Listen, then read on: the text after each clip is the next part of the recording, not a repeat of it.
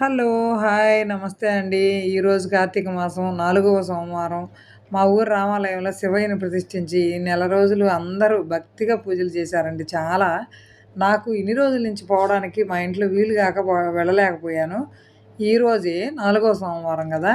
1,00,000 ఒత్తులు వెలిగించాలని ప్రయత్నం అన్నమాట. అందుకు కర్త, కర్మ, క్రియ ఈ క్రెడిట్ అంతా అరుణక్కదేనండి. తను శివయ్యని తెచ్చి ఇక్కడ ఇలా చెయ్యాలి అనుకోకపోతే అలా జరగదు గదా! అసలే చలికాలం. 4 గంటలకే నిద్ర లేచి, అన్ని పనులు జేసుకొని, వేరే ఊరు వెళ్లి రావాలంటే మాటలు కాదు గదా! ఏదో వెళ్ళినా ఒకసారి లేదంటే 2 సార్లు అయితే వెళ్ళగలం. కానీ ఊర్లో అయ్యేటప్పటికి అందరూ ప్రతిరోజు వచ్చి శివయ్యను చూసి, ప్రసాదాలవి తీసుకొని చాలా తృప్తిగా వెళ్తున్నారనమాట. అందువల్ల ఆ పుణ్యం అంతా అరుణక్కదే అని జెప్తున్నాను.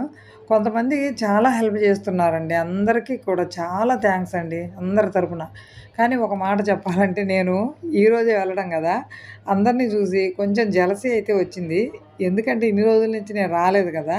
ఆ పుణ్యం అంతా వాళ్ళే కొట్టేస్తున్నారు గదా! అని. 1,00,000 ఒత్తులు వెలిగించాలంటే అందుకు చాలా వర్క్ ఉంటుంది గదా!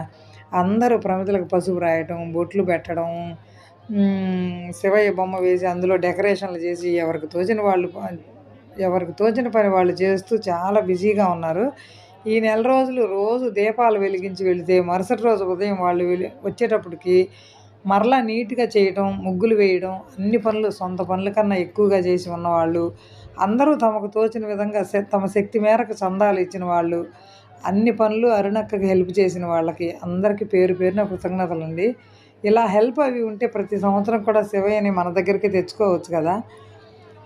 ఇది పొగడటం కాదండి. అందరి తరపున చాలా చాలా ధన్యవాదాలు అరుణక్కకి. చాలా థాంక్స్ అండి.